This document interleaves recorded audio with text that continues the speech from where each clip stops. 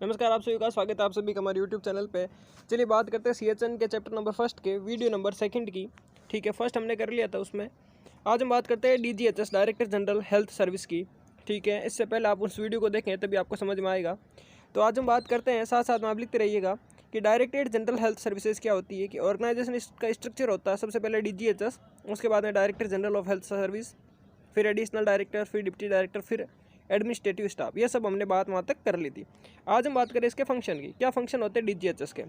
कि maintenance of international health relationship and quarantine of all major ports in the country. हमने एक बात की थी उस दिन पोर्ट्स की, कि जो समुद्र के रास्ते जो भी चीज़ों की आवाजाही होती है उसे हम कहते हैं पोर्ट क्वारंटाइन। तो एक तो उसका ध्यान रखता है, और साथ साथ में किसका ध्यान रखता है कि इंटरनेशनल हेल्थ रिलेशनशिप अपने भारत के दूसरे देशों के साथ में कैसे ये काम करता है डीजीएचएस। ठीक है, फिर है कंट्रोल ऑफ ड्रग स्टैंडर्ड, कि ड्रग की स्टैंडर्ड किस प्रकार की उसको ये कंट्रोल करता है। Administration of PG training programme, की जो भी पोस्ट ग्रेजुएट जो भी ट्रेनिंग प्रोग्राम होता है उसको एडमिनिस्ट्रेट ये करवाता है। Administration of the certain medical college in India, Bharat के अंदर जितने भी मेडिकल कॉलेज हैं उनको ये एडमिनिस्ट्रेशन, उसका प्रशासन कौन संभालता है? डीजीएचएस संभालता है। नेक्स्ट अगला है conducting medical research through ICMR के थ्रू ये मेडिकल रिसर्च भी करवाता है डीजीएचएस। उसके बाद में है implantation of national health programme, कि जितने भी नेशनल हेल्थ प्रोग्राम चलते हैं, ठीक है, जितने भी implementation of central government health scheme, जितने भी सेंट्रल गवर्नमेंट की हेल्थ स्कीम है, ठीक है, जैसे मान लीजिए मैंने उस दिन भी आपको काफ़ी सारी बताई थी, आयुष्मान भारत है, जो भी ये योजना है वो सबको इम्प्लीमेंट कराने का काम कौन करता है? डीजीएचएस करता है। Collection and compilation analysis, evolution and complication of the information regarding health, जो भी है हेल्थ के रिगार्डिंग जो भी कोई एनालिसिस करना है, फिर कोई डाटा कलेक्शन करना है, इवोल्यूशन करना है, ये सब काम कौन कराता है? डीजीएचएस कराता है। लास्ट इसका है preparation of the health education material, जितने भी हेल्थ एजुकेशन मटेरियल होते हैं उन सब का प्रिपेयर भी कौन कराता है? डीजीएचएस कराता है। ठीक है, तो क्या क्या काम पड़े हमने? एक तो सर इंटरनेशनल जो है रिलेशनशिप वो बनाने का काम करता है। सेकंड है कि जो भी ड्रग का स्टैंडर्ड उसको कंट्रोल कराता है। फिर पीजी ट्रेनिंग प्रोग्राम उसको करवाता है। उसके बाद मेडिकल कॉलेज जो भी हैं उनका एडमिनिस्ट्रेशन ये संभालता है। फिर मेडिकल रिसर्च भी ये करवाता है। फिर जितने भी हेल्थ प्रोग्राम है ये करवाता है डीजीएचएस। फिर जितने भी सारी सेंट्रल गवर्नमेंट की जो भी स्कीम है उसको लागू ये करवाता है। उसके बाद में जितने भी हेल्थ रिलेटेड कोई प्रॉब्लम है या फिर डाटा कलेक्ट करवाना ये करवाते हैं। फिर जो भी एजुकेशन मटेरियल कोई प्रिपेयर कराना, कोई नया सिलेबस लाना, तो ये करवाते हैं कौन? डीजीएचएस। अब हम बात करते हैं CCH, central council of health. ठीक है, इसमें आप साथ साथ में लिखिएगा कि CCH was setup under the article of 263 of the constitute of the India, Bharat के संविधान के अनुच्छेद 263 से 263 में इसको सीसीएच को इस्टेब्लिश किया गया था। ठीक है, क्यों किया गया था? For promoting coordination between central and state government, कि सेंट्रल और स्टेट गवर्नमेंट के बीच में कोऑर्डिनेशन बनाए रखने को। वरना क्या होता है, स्टेट गवर्नमेंट कहती है तो हमारी पॉलिसी है, सेंट्रल गवर्नमेंट कहती है तो हमने निकाली है, स्टेट कहती है, स्टेट का इस पर कोई अधिकार नहीं है। तो इन दोनों के बीच में अगर रिलेशनशिप बढ़वाना है तो किसके लिए ज़रूरी है? सीसीएच की। ठीक है, for the implementation of the all programme policy guideline legislation right to health, मतलब ये जितने भी ये प्रोग्राम जो सरकार ने बनाए, चाहे सेंट्रल गवर्नमेंट ने बनाए, उनको इम्प्लीमेंट कराने का काम इसका है। ठीक है, उसके लिए गाइडलाइन तय कराने का, उसके लिए पॉलिसी तय कराने का काम भी किसका है? सीसीएच का। ठीक है, अगर हम ऑर्गेनाइजेशन स्ट्रक्चर की बात करें तो सीसीएच का ऑर्गेनाइजेशन स्ट्रक्चर रहेगा सीसीएच, फिर उसके बाद में आता है इसका चेयरमैन, फिर आते हैं मेंबर्स। फिर बात करते हैं लास्ट में फंक्शन क्या है सीसीएच का, कि to make recommendation to the central government regarding health, कि सेंट्रल गवर्नमेंट को रिकमेंडेशन कि कितने भी हेल्थ के रिलेटेड जो भी इश्यू है, चाहे और कुछ है, उन सबको सेंट्रल गवर्नमेंट को ये क्या करता है? अवेयर करवाता है। ठीक है, नेक्स्ट है to make proposal for the legislation right to health and medical public health matters, जैसे देखिए एमटीपी एक्ट है, पीसीपी एंड डीसीटी मतलब pre conceptional and pre natal diagnostic technique, ESI act, employ state insurance, जो आप exam देते हो ESIC करके, ये है वो, उसकी फुल फॉर्म यही है, एम्प्लॉय स्टेट इंश्योरेंस, वो आगे कमीशन आ जाता है उसमें। ठीक है, to make recommendation to central government regarding distribution of available resources, कौन कौन से अवेलेबल रिसोर्सेज हमारे पास में पड़े हैं उनको किस किस प्रकार से डिस्ट्रीब्यूट करना है। To recommendation policy and the programme promote health of the nation, की नेशन की हेल्थ को किस प्रकार से प्रमोट किया जाए, उसके लिए जो प्रोग्राम और क्या क्या पॉलिसी है वो बताता है। To establish maintenance of cooperation between the central and state government, central और स्टेट गवर्नमेंट के बीच में क्या करता है? कोऑपरेशन करके रखता है, मतलब कि दोनों में सहयोग बना के रखता है आपस में। ठीक है, ये था सेंट्रल गवर्नमेंट। तो भाई देखो, सेंट्रल गवर्नमेंट का 100% चांस है आने का, पॉसिबिलिटी बनती है। 16 नंबर का क्वेश्चन आएगा, और जब आएगा तो आप, मुझे यकीन है कि आप ये चीज़ लिख दोगे। ठीक है ना, लिख ही दोगे। लिख देना, आराम से लिख देना, इजी क्वेश्चन है। नेक्स्ट हम बात करते हैं स्टेट गवर्नमेंट की, स्टेट लेवल की, ठीक है, कि राज्य स्तर पर क्या क्या होता है। At present there are 28 state in India. Bharat के अंदर 8% कितने राज्य अभी 28 है। ठीक है भाई, एक बार आप मुझे पता है काफ़ी बच्चे इनमें ऐसे हैं जिनको अभी भी डाउट है कि 28 है या 29 है, तो एक बार जो है अपना डाउट आप क्लियर करना, ठीक है, वरना आप ऐसे बोलोगे सर नोट्स तो पुराना है, पता नहीं कब के थे, अभी तो 29 हो गया। तो वापस आप एक डाटा को आप क्या करना, खुद देखना है ना। Each state having its own health administration, और प्रत्येक स्टेट का खुद का एक स्वास्थ्य प्रशासन होता है, स्वास्थ्य मंत्री होता है, स्वास्थ्य की रूपरेखा है उनमें अपने एक, प्रत्येक राज्य अपनी एक तय करते रहते हैं, ठीक है। There are the 2 department of the state level. State level पे 2 डिपार्टमेंट होते हैं। पहला होता है स्टेट MOHFW, यानी कि आपको पता है ये। और सेकंड होता है स्टेट DGHS, ठीक है। मुझे नहीं लगता मुझे वापस MOHFW को समझाना पड़ेगा, ठीक है। Next state MOHFW organisation structure क्या रहेगी, सबसे पहले स्टेट का MOHFW, ठीक है। उसके बाद में स्टेट हेल्थ मिनिस्टर, फिर डिप्टी हेल्थ मिनिस्टर, फिर हेल्थ सेक्रेटरी, ठीक है, फिर डिप्टी सेक्रेटरी, फिर एडमिनिस्ट्रेटिव स्टाफ। तो कहने का मतलब है स्टेट लेवल पर अगर हम बात करें कि ministry of health and family welfare की, तो MOHFW क्या पता आपको, नहीं है तो याद रट लेना इसको, ministry of health and family welfare. उसके बाद में स्टेट का जो हेल्थ मिनिस्टर वो आएगा, फिर डिप्टी हेल्थ मिनिस्टर आएगा, फिर हेल्थ सेक्रेटरी आएगा, उसके बाद में डिप्टी सेक्रेटरी आता है, उसके बाद में एडमिनिस्ट्रेटिव स्टाफ आता है। लगभग ये सीरीज सभी में यही चल रही है, ठीक है। फिर स्टेट DGHS, ये इतना इंपॉर्टेंट नहीं है कि ऑर्गेनाइजेशन स्ट्रक्चर अगर इसकी हम बात करें तो सबसे पहले स्टेट DGHS, फिर हेल्थ डायरेक्टर, उसके बाद में 2 भागों में बढ़ जाता है। पहला आता है director of general health service, फिर उसका एडमिनिस्ट्रेटिव डायरेक्टर, फिर डिप्टी डायरेक्टर और फिर एडमिनिस्ट्रेटिव स्टाफ। सेम का सेम इसी में रहेगा। Director of education, medical education and research, उसके बाद में आता है dean of medical college, state nursing superintendent, hospital education. Hospital के अंदर आपको पता ही है किस किस प्रकार से चलता है, जैसे आप देखो सबसे पहले नर्सिंग ऑफिसर, फिर सीनियर नर्सिंग ऑफिसर, फिर वार्ड इंचार्ज, फिर नर्सिंग इंचार्ज, फिर ANS, फिर NS और फिर ये चलता है। और अगर बात करें कॉलेजेस में, कॉलेज में क्या होता है, सबसे पहले ऑफिस स्टाफ जो कि नॉन टीचिंग स्टाफ होते हैं, फिर नर्सिंग ट्यूटर, फिर क्लिनिकल इंस्ट्रक्टर, फिर एसोसिएटेड प्रोफेसर, फिर वाइस प्रिंसिपल, फिर प्रिंसिपल, फिर dean of the nursing college. ये चलता है अपने एजुकेशन में, ठीक है। तो मेरे हिसाब से आपने ये चार्ट बना लिया होगा, यहाँ से चार्ट बना लीजिए। अब इसमें चार्ट मुझको समझाने जैसा है नहीं, वरना मैं आपको समझा देता। तो ठीक है, आप इस चार्ट को एक बार वापस से लिख लेना पॉज करके वीडियो को। नेक्स्ट हम बात करते हैं, देखो इसकी फुल फॉर्म मैंने बताई है। NS की फुल फॉर्म होती है नर्सिंग सुपरिटेंडेंट, ANS मतलब असिस्टेंट नर्सिंग सुपरिटेंडेंट, SNO मतलब सीनियर नर्सिंग ऑफिसर। नेक्स्ट बात करते हैं function of state director. State director के क्या क्या फंक्शंस होते हैं, आप एक बार इनको लिख लेना, क्योंकि फिर कोई बच्चे से कमेंट करता है सर नोट्स तो बड़े शॉर्ट थे, सर आपने बड़ा शॉर्ट पढ़ाया। हाँ, अभी मैं ऐसा कह रहा हूँ, अभी आप इनको एक बार ज़रूर पढ़ो।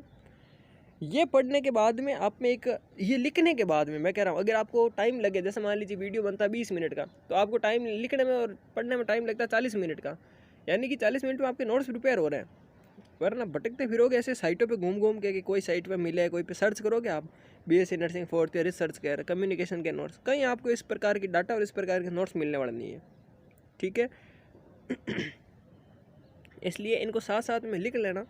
और फिर सेकंड टाइम जो हम क्लासें लेंगे ना, अब आपकी क्या ना एक आदत है, आप वापस बार बार कॉल करते हो सर वो क्लास आई नहीं। हाँ, मैं ऐसा बोल रहा हूँ, सेकंड टाइम जब भी हम क्लासें लेंगे, तो अभी सारा सिलेबस कंप्लीट होने के बाद में वो होगी अपनी रिवीजन की। उस टाइम पे हम फास्ट इन चीज़ों को बताएंगे, जो जो इंपॉर्टेंट लगेगा कि भाई कल के एग्जाम में क्या क्या आएगा, उसको हम एक रात पहले डिस्कशन करेंगे। ये हमारा शेड्यूल रहेगा। पर उससे पहले ज़रूरी है आप इस बार, क्योंकि फाइनल ईयर है, हम भी नहीं चाहते कि किसी की कोई बेक वगैरह आए, कोई 1-2 नंबर से भी पीछे रहना ही नहीं है अपने को, क्योंकि फाइनल ईयर है, वापस बार बार नहीं भटकना है, क्योंकि सरकार की वैकेंसी खूब आने वाली है। तो साथ साथ में आप लिखते रहो, है ना। तो देखो फंक्शन ऑफ स्टेट डायरेक्टर क्या क्या होता है। Identify the health problems and need of the people, कि जो हेल्थ प्रॉब्लम क्या क्या हैं और क्या क्या लोगों की ज़रूरतें हैं उनको पहचानना। Plan a scheme to solve them, और उनको सॉल्व करने के लिए कुछ प्लान या स्कीम बनाना। Provide preventive, promotive, curative and rehabilitative services, आपको पता ही है 3 साल हो गया आपको पढ़ते हुए। प्रिवेंशन ऑफ एपिडेमिक का प्रिवेंशन किस प्रकार से करना है। प्रमोशन ऑफ हेल्थ एजुकेशन, किस प्रकार से हेल्थ एजुकेशन को प्रमोट करना है। Promotion of the health programme जैसे school health programme, family planning programme, occupational health programme, ठीक है।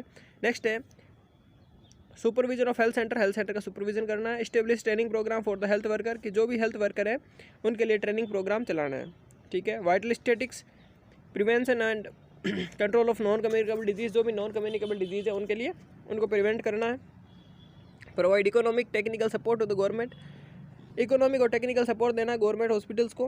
Provide hospital and NGO, private hospital और एनजीओ को भी आपको इकोनॉमिक एंड टेक्निकल सपोर्ट देना है, ठीक है। फैमिली प्लानिंग सर्विसेज, ये तो आप जानते होंगे। Evolution of the national health programme, promotion of sanitation services, स्वच्छता की जो सर्विसेज होती है वो।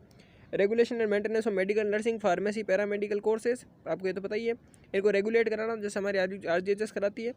नेक्स्ट है coordination of all health services with minister of health, minister of state such as minister of education, minister of agriculture, water sanitation, इन सब के साथ में क्या करना, कोऑपरेट करना। थर्ड होता है डिस्ट्रिक्ट लेवल का, ये ज़्यादा इंपॉर्टेंट नहीं है पर फिर भी हम इसको बात करते हैं कि डिस्ट्रिक्ट लेवल में क्या क्या होगा।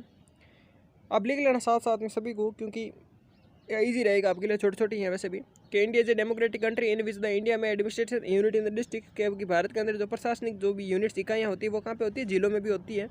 इन India there are the approximately total 731 district. Bharat के अंदर पूरी बात की जाए तो 731 डिस्ट्रिक्ट है, और राजस्थान के अंदर बात की जाए तो 33 जिले हैं, ठीक है। अभी 6 जिले और ऐड हो गए हैं, तो आप उनको भी ध्यान रखना, 6 जिले और ऐड हुए हैं। जैसे एक तो अपना हुआ फड़ौदी, एक अपना हुआ है डीडवाना, एक अपना कोटपुतली को अलग सा ज़िला बनाया है, एक अजमेर में कुछ बनाया है शायद किसी को, ठीक है। ऐसे करके टोटल 6 जिले और अभी ऐड हो गए हैं, तो आप इनमें ऐड कर सकना साथ में। कि there are the 6 type of administration area, इसमें कुछ 6 प्रकार के एडमिनिस्ट्रेशन एरिया होते हैं। पहला होता है सब डिवीज़न, दूसरा होता है तहसील, तीसरा होता है कम्युनिटी डेवलपमेंट ब्लॉक, चौथा होता है म्यूनसिपालिटीज़ और कोऑपरेशन जिसे हम बोलते हैं, 5 होता है विलेज और 6 होता है पंचायत। फर्स्ट हम बात करते हैं कि most of the district in India are the divided into 2 और more sub divisions, each division incharge is an assistant collector. Bharat में जो भी जिले होते हैं उनको 2 या 2 से अधिक सब डिवाइड कर रखा है, और उनका डिवीज़न का जो इंचार्ज होता है वो कौन होता है, कलेक्टर साहब होते हैं और डिप्टी कलेक्टर साहब होते हैं। एंड डिस्ट्रिक्ट इंचार्ज कलेक्टर, और डिस्ट्रिक्ट जो पूरे जिले का इंचार्ज होता है वो कौन होता है, कलेक्टर होता है पूरे जिले का। Each division is again divided into tehsil, फिर हम उस जो डिवीज़न हमने किया उस डिवीज़न को हमने डिवाइड किया तहसील में। किस में किया, तहसील में। इंचार्ज ऑफ द तहसील, जो तहसील का इंचार्ज होता है उसे हम कहते हैं तहसीलदार साहब। कौन करते हैं सर, तहसीलदार साहब करते हैं। फिर each tehsil compare between the 200 से 600 विलेज, एक तहसील के अंदर कितने गाँव आते हैं, 200 से 600 विलेज आते हैं। Each village have there are the own administration, और ध्यान रखना गाँव का भी खुद का प्रशासन है। Which is run by panchayat, जो कौन चलाता है, पंचायत चलाता है। The administration incharge of the village is, और गाँव के अंदर जो एडमिनिस्ट्रेशन इंचार्ज होता है, ऐसा मत बोलना सरपंच, वो होता है ग्राम सेवक। कौन होता है, ग्राम सेवक, VDO हम बोलते हैं, village development officer. Approximately 100 village and about 80,000 से 1,10,000 पॉपुलेशन में एक वन कम्युनिटी डेवलपमेंटल ब्लॉक, और 80,000 से 1 लाख की पॉपुलेशन क्या बनाती है, कम्युनिटी ब्लॉक बनाती है। And incharge of this block known as block development officer, और हम इन ब्लॉक के जो इंचार्ज होते हैं उन्हें हम कहते हैं BDO साहब, ब्लॉक डेवलपमेंट ऑफिसर, BDO साहब। जो गांव के होते हैं उन्हें कहते हैं VDO साहब, और गांव के अंदर फिर जो ब्लॉक बनते हैं उनके ऑफिसर को हम कहते हैं BDO साहब, ब्लॉक डेवलपमेंट ऑफिसर, ठीक है। ये तो होगी अपने गाँव की बातें। नेक्स्ट हम बात करते हैं अर्बन एरिया डिस्ट्रिक्ट ऑर्गेनाइजेशन, कि भाई अब जो है ना शहरी क्षेत्र उनमें क्या होगा, तो उनमें होते हैं म्यूनसिपल कॉर्पोरेशन। म्यूनसिपल कॉर्पोरेशन क्या होता है, it is the biggest administration unit in the district in urban area. जितने भी जिले हैं, जिले के अंदर जो सबसे बड़ी यूनिट होती है अगर कोई, तो वो होती है म्यूनसिपल कॉर्पोरेशन की। इट इस्टेब्लिश ऑन 2 लाख और मोर पॉपुलेशन, 2 लाख की आबादी के ऊपर ये बनाई जाती है, और उससे अधिक की आबादी पर हम म्यूनसिपालिटी बनाते थे। It is the establish by the state legislative assembly, और म्यूनसिपालिटी कौन बनाता है, म्यूनसिपालिटी को बनाता है लेजिस्लेटिव असेंबली, ठीक है। स्टेट लेजिस मतलब राज्य, ये मैं तो सही था, व्यवस्थापिका होती है या कार्यपालिका होती है, देख लेना आप एक बार, है ना, लेजिस्लेटिव असेंबली को क्या बोलते हैं।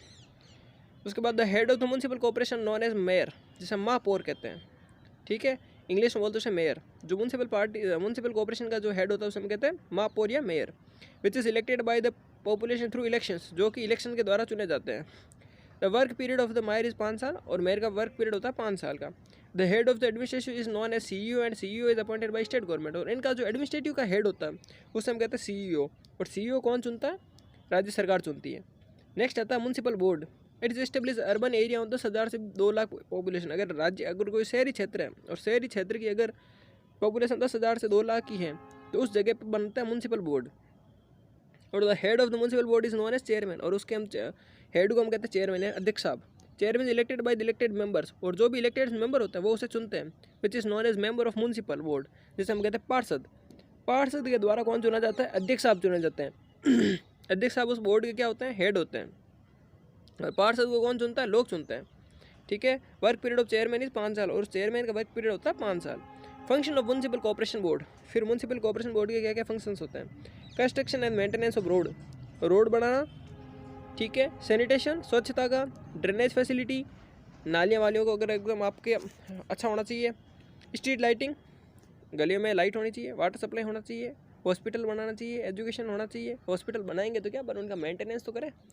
रजिस्ट्रेशन ऑफ बर्थ और डेथ, और हाँ, बर्थ और डेथ के सर्टिफिकेट्स वगैरह वो भी उनके हाथ में। अब बात करते हैं पंचायती राज, कि सिर्फ गाँवों के अंदर हमने बात की। पंचायती राज सिस्टम वो क्या था? पंचायती राज भारत के अंदर कौन लेके आए थे? प्रधानमंत्री जवाहरलाल नेहरू लेके आए थे। पंडित जवाहरलाल नेहरू जी लेके आए थे पंचायती राज। नागौर जिले के बगदेरी गांव से शुरू की थी इन्होंने पंचायती राज की शुरुआत, ठीक है। India is a democratic country where the democracy is run by the peoples for the peoples of the peoples. Approximately 70% of the Indian population live in the rural area. Bharat के अंदर जो 70% आबादी है वो गाँव के अंदर रहती है आज भी, with the objective of good governance, ठीक है। For the administration the giving the right of village people to panchayati raj system started by the government of India from the 2 October 1959 from the Nagaur district of Rajasthan.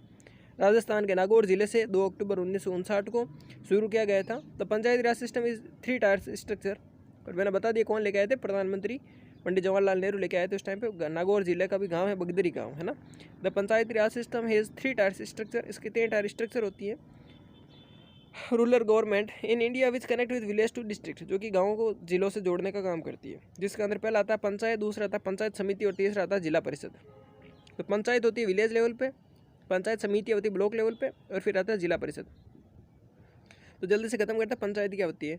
तो पंचायत क्या होती है? The gram panchayat is the executive organ of the village from the planning and developing of village. Gram panchayat सबसे क्या होती है? Executive organs होती है, सबसे निचला जो है एक एग्जीक्यूटिव मतलब होता है कार्य करने वाला क्षेत्र होता है, ठीक है। पहले पहले जो डिसीजन भी है वो गांव के पंचायत में ही लिए जाते थे, मतलब अपने आप में कोर्ट होती थी वो।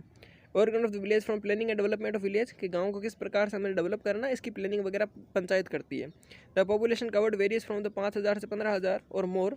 The members of panchayat elected by the rural population which is known as ward पंच।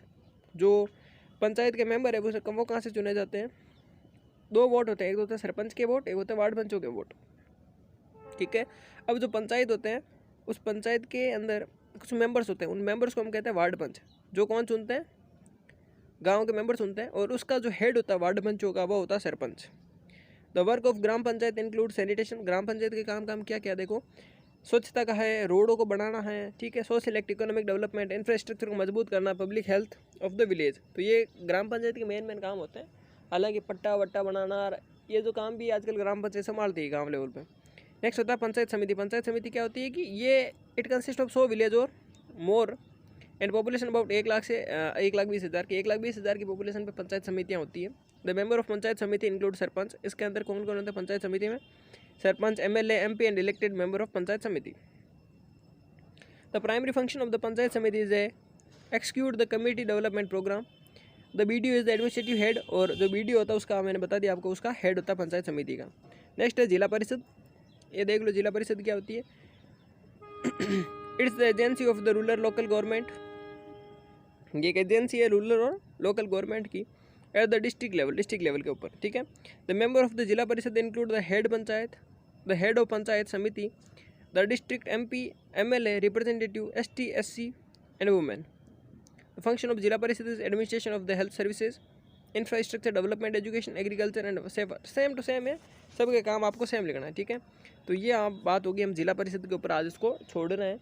और जिला परिषद के बाद हम नेक्स्ट, जो ये ज़्यादा इंपॉर्टेंट नहीं है, आप एक बार लिख लेना, 2 बार रीड कर लेना, समझ में आ जाएगा। और मेरे हिसाब से आपको समझ में आ ही रखा, क्योंकि आप फॉरेनर हो नहीं। जो मेरे यहाँ पे जो साथी हैं ना, जो MP वाले, हरियाणा वाले, पंजाब वाले, हालांकि उनके भी यही सिस्टम होते ही होगा, उनके भी चल रहा है ना पंचायत राज, उनके भी चल रहा है। पर कुछ मेरे जो दूसरे साथी जो सिटी की ओर रह रहे हैं, सिटी में रह रहे हैं, उनको ज़्यादा अभी तक नॉलेज ही नहीं है। तो 1-2 बार आप रीड कर लेना, वरना मैं इनको समझाऊंगा तभी मेरे गाँव वाले सारे बोलेंगे सर इनको क्या समझा रहे हो। तो पता है, मैं सरपंच नहीं जानते, वार्ड पंच नहीं जानते, चेयरमैन नहीं जानते, पार्षद नहीं जानते, सब जानते हो आप, ठीक है। इसमें कुछ समझाना जैसा है नहीं। और एक बार आप रीड कर लेना, नहीं समझ में आए तो मुझे आप कमेंट करके बता देना, हम एक बार इसका डिस्क्रिप्शन का 1 घंटे का वीडियो बना देंगे, टेंशन लेने की बात नहीं है। आराम से अगर आपको नहीं समझ में आए तो मुझे बोलना, हम उसको चार्ट वाइज समझाएंगे आपको, ठीक है।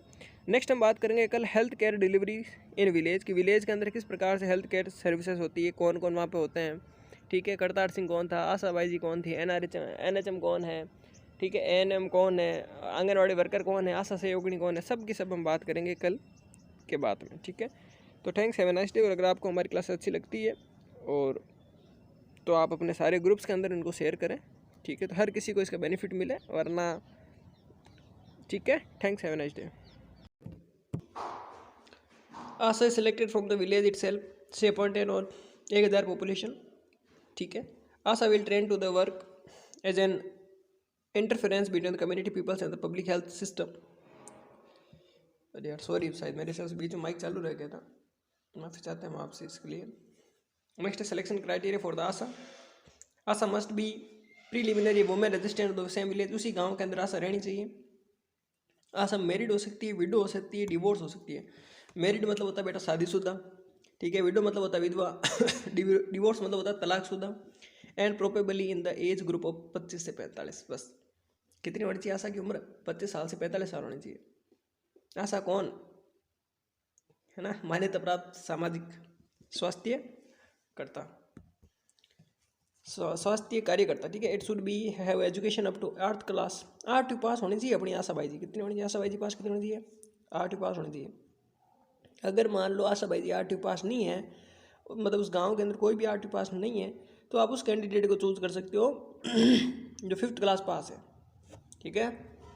She should have effective communication, और उसे बोलना आना चाहिए, आशा बाई जी को बोलना आना चाहिए। स्किल्स होनी चाहिए, लीडरशिप क्वालिटी आशा के अंदर होनी चाहिए। ASHA should be accepted by the peoples of community, और उस कम्युनिटी के लोग उन्हें आशा बाई जी को मानने एक्सेप्ट करें, ऐसी होनी चाहिए। मतलब कि आशा बाई जी के ऊपर किसी भी प्रकार का कोई मुकदमा वगैरह नहीं होना चाहिए, गांव के लोग उन्हें आदर सम्मान दें, ऐसी होनी चाहिए, क्योंकि वही लोगों के घर परिवार की देखभाल करेगी। 4 रोल हैं आशा के और 4 रिस्पॉन्सिबिलिटी है आशा के। ASHA will create awareness and provides information to the community to determine the health and identify the health need of community, ठीक है। ASHA will counsel the women for the preparedness, importance of the safe delivery, breastfeeding, complementary feeding, immunization, hygiene, contraceptive methods, prevention and common infections, ठीक है। सब point वही है जो point हमने discuss किए, सब पॉइंट वही, अगर आप थोड़ा सा ध्यान दो तो सब पॉइंट वही जो हमने डिस्कस किए, पर कुछ लिखने के लिए कुछ कंटेंट मैं आपको दे रहा हूँ। मैं फिर वापस कह रहा हूँ, इसमें कुछ समझाने जैसा नहीं है, हम आपको कंटेंट दे रहे हैं, सब वो कि वो है जो हमने पहले पढ़ा। ASHA will mobilise the community, mobilise मतलब मूव करवाती है, चलवाती है, ठीक है। And encourage them for the assessing health and health related services available at the village sub centre PHC। ASHA will help the pregnant women for immunisation और ante और postnatal checkup, ICD and other services. ASHA will work village health sanitations, committee of Gram Panchayat to develop a comprehensive village health plan. She will provide primary medical care for the minor elements such as fever, diarrhea, minor injuries. ASHA will provide DOT service under RNTCP revised National Tuberculosis Control Program. She will also act as depot holder and make available for everyone in the village for distribution of some medicines such as iron, folic acid tablet, antipyretic यानी कि बुखार को रोकने के लिए ठीक है, एनाल्जेसिस जिसे हम बोलते हैं, chloroquine drug of choice in malaria, contraceptive tablet. She will also distribute ORS, ठीक है, डायरिया के लिए। She will inform about birth and death in village, any unusual health problem disease in the community to the sub centre and the PHC. She also work for the prevention and control of communicable and non-communicable diseases. ASHA will help to sub-center primary health center staff to organize health campaign schools, health services. She will maintain, record and report. She will submit medical officer at PHC. Same काम ANM वाले ही हैं, ज़्यादा कुछ अलग नहीं है। Local दाई क्या होते हैं, 5000 की पॉपुलेशन पे एक होगा, ये ध्यान रखना सबसे इंपॉर्टेंट चीज़ है। मेनली आपको ऐसे देखने को मिलेगा। Most of the delivery in the rural areas are handled by the untrained DICE because that IMR and MMR is very high, क्योंकि भारत के भी IMR MMR बहुत ज़्यादा है। कितनी बताओ IMR कितनी भारत की, 1000 पे 100 है और MMR अब आजकल बहुत कम हो गई है, पहले 200 लगभग थी, फिर 296, अभी लगभग 103 MMR है भारत में, ठीक है, 1 लाख पे 103 ऐसा कुछ है। जो currently in India the IMR is 27, मैंने कहा IMR कितनी है, 27 है, और MMR 110 का आंकड़ा बता रहा, पर 110 नहीं है, अभी 103 हो गई है। ठीक है, करेंटली अपडेट रहा करें। To reduce IMR and MMR under rural health services the training is provided to untrained dai for the safe delivery at home. The training is given at the sub center and PHC level for 30 days. जो training हम दी जाती है उन्हें, वो कितने दिन की होगी, 30 दिन की होगी। कहाँ दी जाती है, सब सेंटर और PHC पे दी जाती है इसको ट्रेंड दाई को। During the training it necessary to conduct at least 2 deliveries, मतलब कि 2 डिलीवरी ANM के साथ में या किसी सुपरविजन के साथ में 2 डिलीवरी से देखनी होनी चाहिए, फिर उसको रोल दिया जाता है। नेक्स्ट फंक्शन क्या है दाई के, maternal child health care, maternal child health care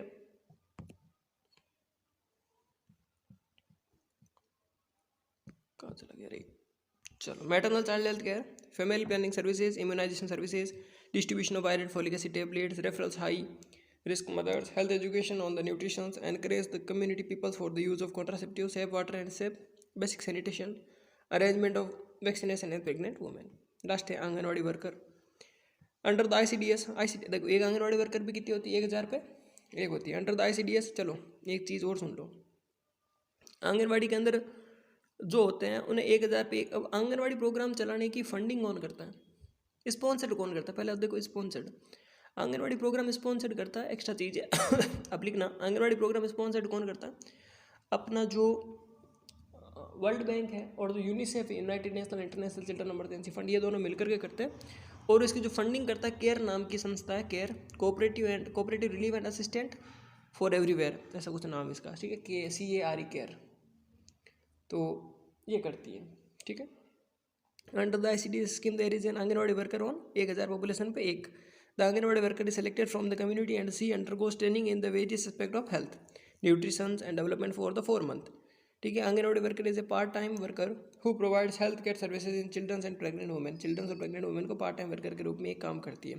function of anganwadi कितना हैं, तो main function of anganwadi worker is to provide nutrition and information informal education in the children's and provide nutrition and other health care services pregnant women को वगैरह वही काम करता है same to same, such as immunisation हो गया, referral services हो गया, एजुकेशन हो गया, फैमिली हेल्थ केयर सर्विसेज हो गई, ठीक है। नेक्स्ट है हेल्थ केयर डिलीवरी सिस्टम को हमने, ये देखो आप सेंट्रल लेवल पे कितने भागों में बांटा गया था, 3 भागों में, MOHCW, ठीक है, ministry of health and family welfare, DGHS, director general health services CCH, ठीक है, फिर स्टेट MOH FW, फिर स्टेट DGHS, फिर डिस्ट्रिक्ट की बात की हमने, ठीक, थैंक्स, ये आपका कंप्लीट हो गया। अब देखो मेन चीज़ ये है कम्युनिटी के अंदर इन सब के फंक्शन एक ही है। अगर आपने ANM के फंक्शन याद कर लिए तो इनमें से सब मिलते जुलते ही लिखना है, किसमें, आसाम में इनके मिलते जुलते लिखना है, ट्रेंड दाइमा में इसके मिलते जुलते होंगे, आंगनवाड़ी वर्कर में नया इसमें कोई पॉइंट नहीं है, सब में वही family health care services, breast feeding को कैसे प्रकार से करते हैं, कॉन्ट्रासेप्टिव किस प्रकार से, वो भी सारी चीज़ें, सेफ ड्रिंकिंग वाटर है, रिपोर्ट है, इम्यूनाइजेशन है, सैनिटेशन है, ये सारी चीज़ें लगभग सब में सेम है। तो कम्युनिटी में नंबर लाना बहुत इजी है, मानता हूँ मैं रिसर्च में नंबर लाना बड़ा मुश्किल है, तो आप, मैं गारंटी के साथ कहता हूँ इतना मैंने एफर्ट लगा के रिसर्च को समझा यार, मेरे हिसाब से अभी तक फ्री में ऐसा कोई नहीं समझा रहा, इतना एफर्ट लगा के समझा है मैंने आपको उसका रिसर्च का। रिसर्च मैनेजमेंट थोड़ी टफ पड़ती है, इनके आपको मैंने नोट्स दिए, अच्छे नोट्स इन आप लिखो, ठीक है। नेक्स्ट हम बात करेंगे कल किसकी, चैप्टर नंबर 2 की, तो ठीक, thanks, have a nice day.